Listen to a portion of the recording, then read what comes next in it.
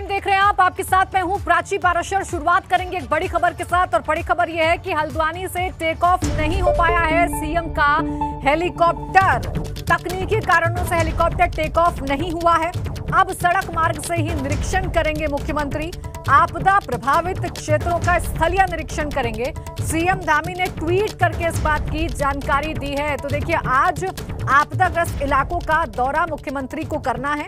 हल्द्वानी में तकनीकी कारणों से उनका हेलीकॉप्टर टेक ऑफ नहीं कर पाया, जिसकी वजह से अब वो सड़क मार्ग से ही आपदा प्रभावित क्षेत्रों का स्थलीय निरीक्षण करेंगे। और इस बात की जानकारी उन्होंने खुद ट्वीट करके दी है, जिसे आप अपने टेलीविजन स्क्रीन पर देख रहे हैं।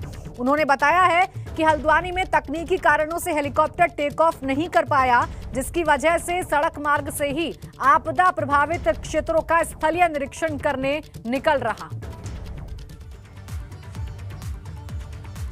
और सीएम पुष्कर सिंह धामी अब खटीमा से बाढ़ ग्रस्त इलाके का निरीक्षण करने के लिए पहुंचे हैं।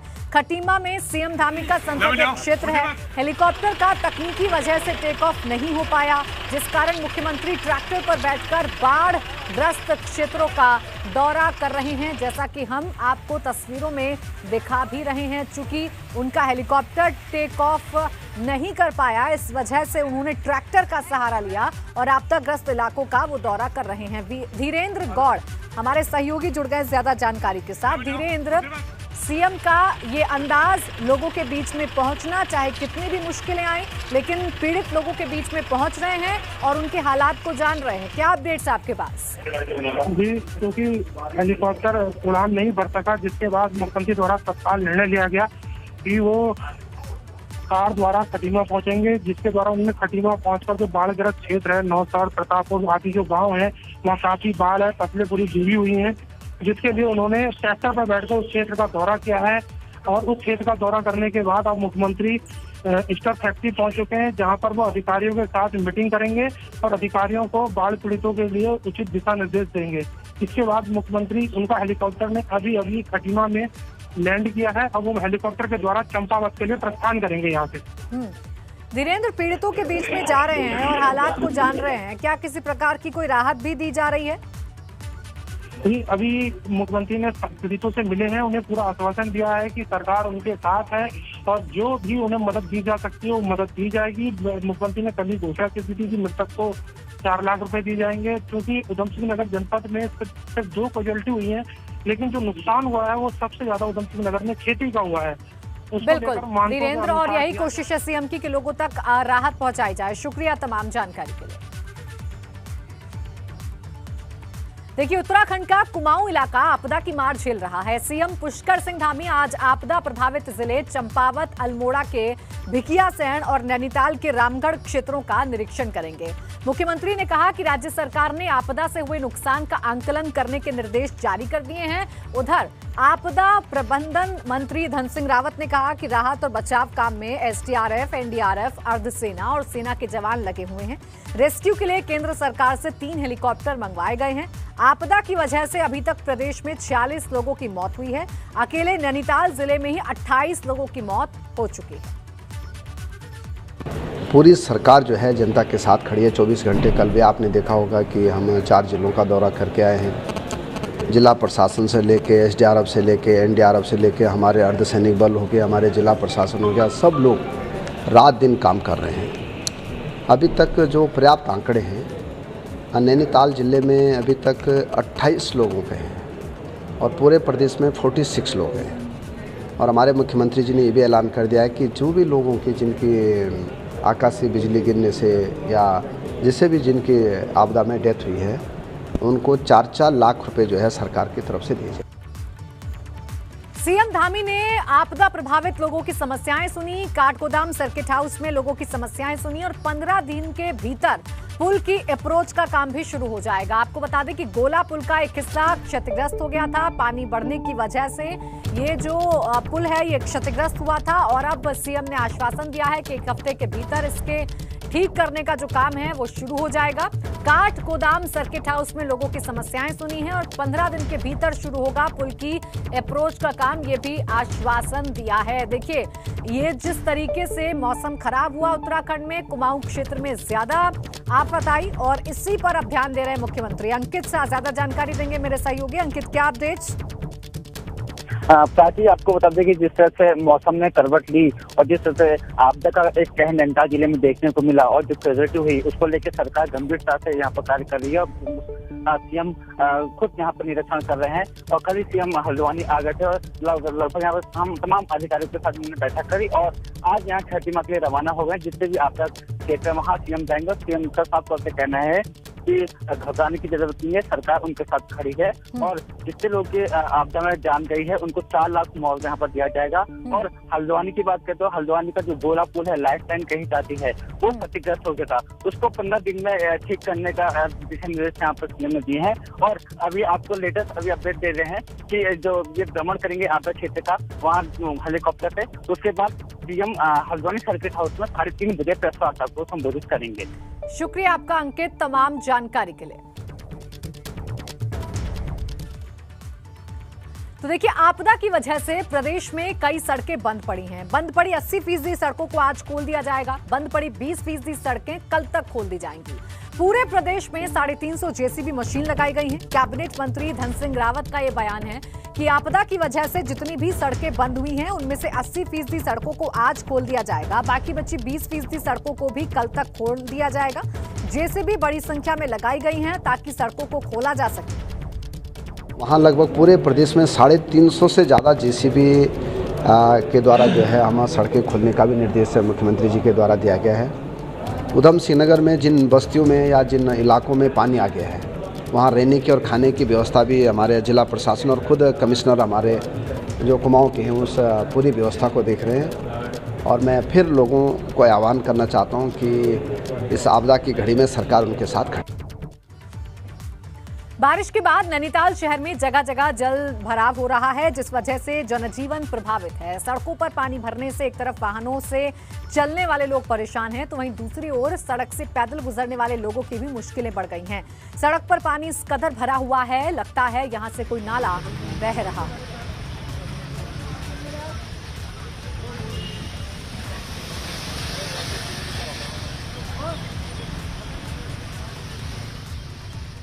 बारिश ने नैनीताल में घूमने आने वाले सैलानियों का मजा किरकिरा कर दिया। बारिश की वजह से सैलानी अपने होटल से बाहर नहीं निकल पाए, जिस वजह से सैलानियों का घूमने फिरने का उत्साह फीका पड़ गया। हालांकि नैनीताल में आज दोपहर के समय मौसम जरूर साफ हुआ है, जिस वजह से सैलानियों को शहर को निहारने का मौका जरूर मिल गया है। भूल गया तो इस मौसम को देख के हम सब कुछ भूल गए हैं कि हमारे साथ पिछला क्या हुआ। अब इस मौसम को एंजॉय करना चाहते हैं और बाकी तो सब ठीक ही है, होता रहता है, मौसम है, कुछ कह नहीं सकते। बहुत सर, बहुत जगह जगह ट्रैफिक जाम रहा और कई जगह भूस्खलन हुआ है तो दिक्कतें बहुत आई। आप ये समझ लीजिए हम लोग बिल्कुल रूम में लाक रहे, बिल्कुल बाहर निकलने का मौका नहीं मिला। बच्चे भी काफी अपसेट हो गए एकदम। हम लोग घूमने के उससे आए थे। चलिए बढ़ते आगे। बड़कोट में भाजपा के 40 पदाधिकारियों ने इस्तीफा दे दिया है। प्रदेश अध्यक्ष मदन कौशिक को इस्तीफा भेजा गया है। मंडल अध्यक्ष को हटाने को लेकर विवाद हुआ है। आपको बता दें कि कुछ दिन पहले भाजपा मंडल अध्यक्ष राजेंद्र शर्मा को हटाया गया था और इसी का विरोध अब तमाम पदाधिकारी कर रहे हैं। 40 पदाधिकारियों का एक साथ इस्तीफा हुआ है। प्रदेश अध्यक्ष मदन कौशिक को 40 पदाधिकारियों ने एक साथ अपना इस्तीफा सौंप दिया है। दरअसल ये तमाम लोग मंडल अध्यक्ष को हटाए जाने से नाराज थे और अपनी नाराजगी को जाहिर करने के लिए 40 पदाधिकारियों ने अपना इस्तीफा सौंप दिया है। देखिए, चुनावी साल है, ऐसे में 40 पदाधिकारियों का एक साथ इस्तीफा देना कहीं न कहीं भारतीय जनता पार्टी के लिहाज से मुसीबत खड़ा कर सकता है। जो उपस्थित हमारे जो है बूथ अध्यक्ष, बूथ पालक और सत्ता केंद्र के सहयोग पालक और अध्यक्ष हैं, सभी लोगों ने जो है सहमति से जो है पार्टी हाईकमान को जो है प्रेषित कर दिया है कि हमारे यहाँ भारतीय जनता पार्टी बहुत अच्छे ढंग से चल रही थी और आप जो है मतलब यहाँ पर जो है ये 2-3 आदमी पे बोले से दखलंदाजी कर रहे हैं और सभी लोगों ने जो नाराजगी जाहिर की है, इसलिए जो सबने अपना इस्तीफा सौंप दिया है। और अगली बड़ी खबर आपको बता रहे हैं, राष्ट्रीय अध्यक्ष जेपी नड्डा ने प्रदेश अध्यक्ष मदन कौशिक से फोन पर बातचीत की है। प्रदेश में आपदा को लेकर राष्ट्रीय अध्यक्ष ने कौशिक से हालातों का जायजा लिया है। भाजपा प्रदेश संगठन के तमाम कार्यक्रम 24 अक्टूबर तक स्थगित कर दिए गए हैं। तो देखिए, आपदा जिस तरीके से राज्य में आई उसको लेकर राज्य सरकार गंभीर है, तो वहीं केंद्र की भी नजर बनी हुई है। अब बीजेपी के राष्ट्रीय अध्यक्ष जेपी नड्डा ने फोन किया है उत्तराखंड में और प्रदेश अध्यक्ष मदन कौशिक से जानकारी ली है। उनसे समझा है कि आपदा ने क्या कुछ प्रभावित किया है और क्या राहत जो है वो सरकार की तरफ से पहुंचाई जा रही है। विनोद ज्यादा जानकारी देंगे मेरे सहयोगी। विनोद, क्या अपडेट्स?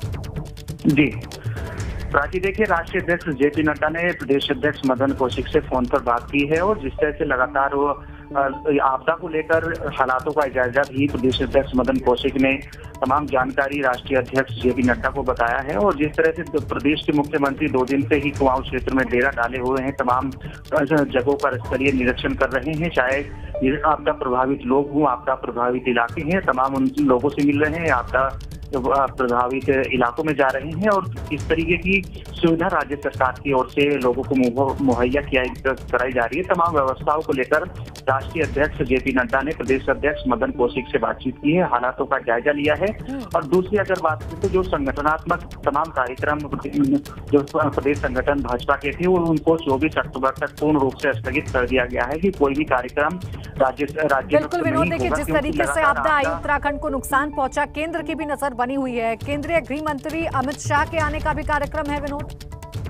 बिल्कुल, देखिए, अभी जानकारी जो मिल रही है कि केंद्रीय गृह मंत्री आज देहरादून पहुंचेंगे और देहरादून में अगर वो रुकने का भी कार्यक्रम बताया जा रहा है और कल उनका हवाई सर्वेक्षण पूरे इलाके का होगा। कुमाऊं क्षेत्र में चाहे अल्मोड़ा हो, नैनीताल हो, उधमसिंह नगर हो या तमाम क्षेत्र जहां पर भी आपदा ने पूरा अपना कहर बरपाया है, उसका कल हवाई सर्वेक्षण केंद्रीय गृह मंत्री करने वाले हैं। अभी थोड़ी देर बाद में गृह मंत्री का कार्यक्रम और पूरा प्लान आ जाएगा, उसके बाद ही कहना ये संभव होगा आखिरकार कौन कौन से इलाकों का केंद्रीय गृह मंत्री हवाई सर्वेक्षण करेंगे। लेकिन गृह मंत्री का दौरा तय हो गया है, लिहाजा आज शाम को भी गृह मंत्री उत्तराखंड आ सकते हैं और कल उनका बिल्कुल, देखिए केंद्र भी लगातार जो है वो नजर बनाए हुए है। शुक्रिया तमाम जानकारी के लिए। और इस बीच बड़ी खबर बता दें, बड़ी खबर यह है पिथौरागढ़ से कि मुंशियारी से पिथौरागढ़ से बड़ी खबर मिल रही है जहां वाहन दुर्घटनाग्रस्त हो गया है।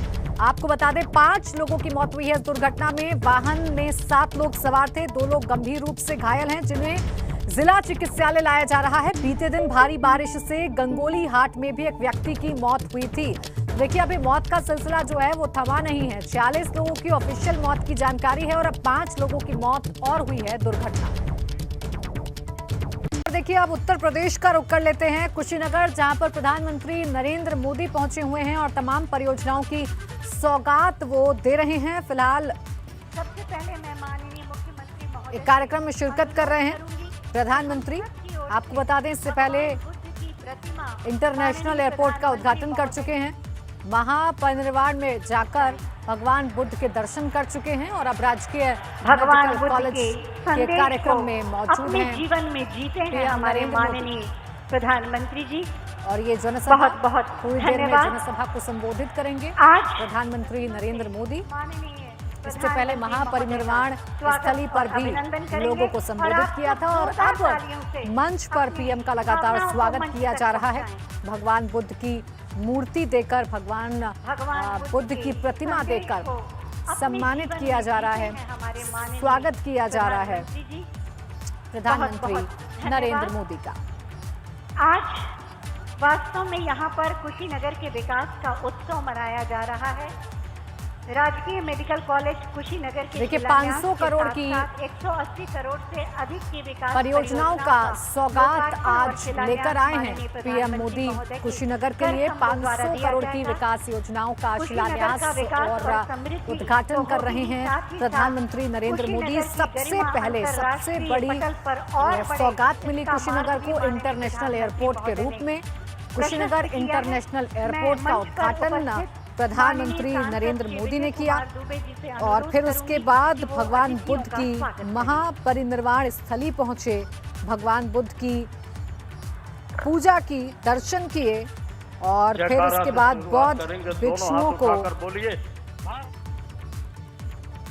संबोधित किया, उनके साथ बैठक की, उनके साथ मुलाकात की। और अब पीएम जो है वो राजकीय मेडिकल कॉलेज में मौजूद है।